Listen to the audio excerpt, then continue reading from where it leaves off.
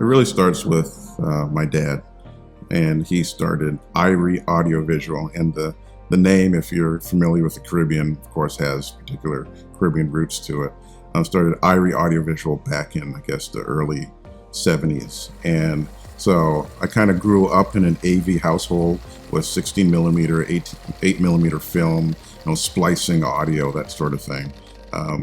And from there, as I grew older, I did a lot of stuff with the church. Actually, my first formal training outside of the home really was with the church as an audio console operator.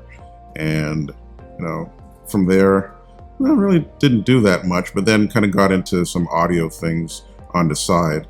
Video, though, I've always been into the internet since I was a kid. It wasn't I guess it was the internet then, bulletin board systems, that sort of thing.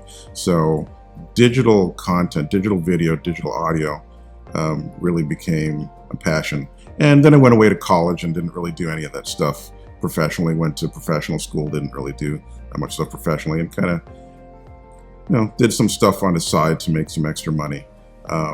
Then in 2009, my wife and I were kind of looking.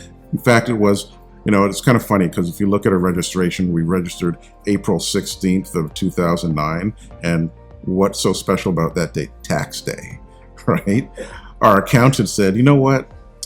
You guys are professionals. You're making a bunch of dough. You have no children, no asset. You're going to get absolutely killed.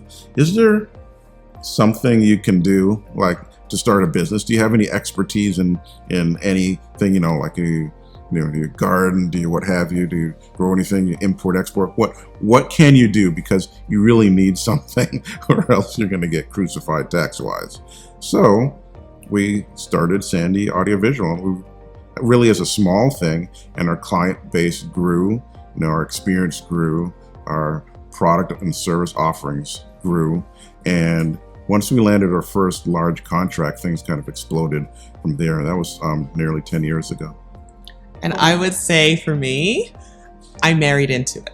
So I had no audiovisual background and did not grow up in an audiovisual family. But once I got married, that was definitely a passion that Colin had, even when we were dating before.